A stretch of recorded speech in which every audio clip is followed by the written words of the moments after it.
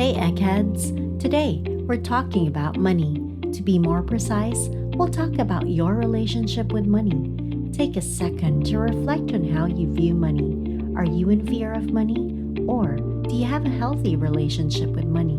But how exactly can you tell if your relationship with money is a healthy one? People tend to fear money. And why is that, you ask?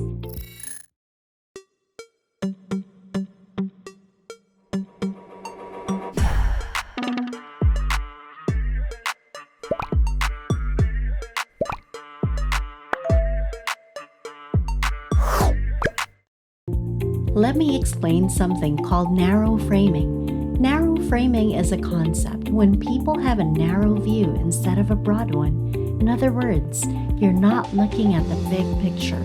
Like when you invest without considering your overall portfolio, it's as if you're looking at a problem and you're dealing with that problem alone, as if it's the only problem and it wouldn't reoccur, when instead, you should be classifying the problem and looking for a solution that you can apply to a certain classification of problems. Narrow framing is a flaw of humans in decision making.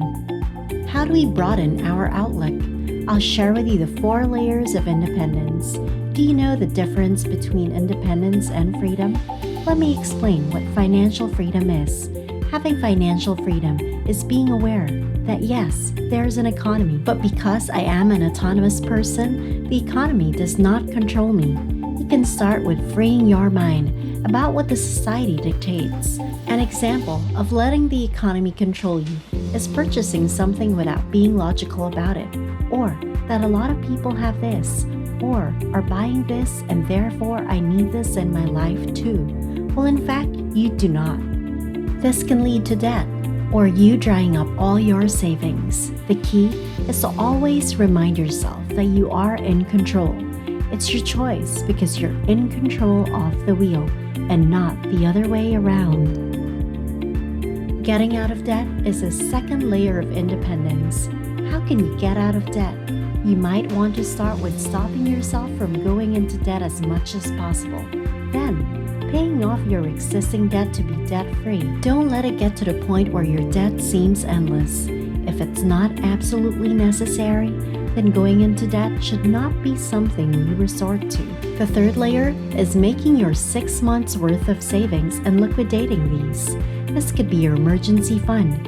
Having an emergency fund is important. You never know when the time you'll need it will come. You could lose your job or want to quit your job to look for a different one, and you'll definitely need the funds to keep you afloat. And lastly, investing your additional savings to get some cash flowing.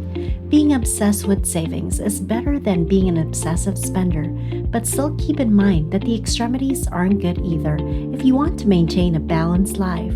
Don't forget to keep track of the money that you're earning from your investments. Not only should you keep track of the money that you're earning, but it's crucial that you keep track of what you're spending. When you record your transactions, it'll be easier for you to take a step back and see what you can improve on when it comes to spending your money, and be honest with yourself in the process.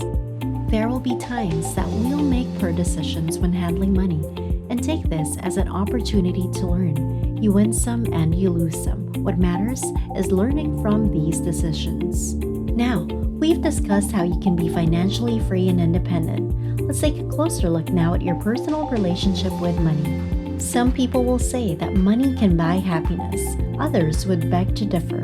Let's get real.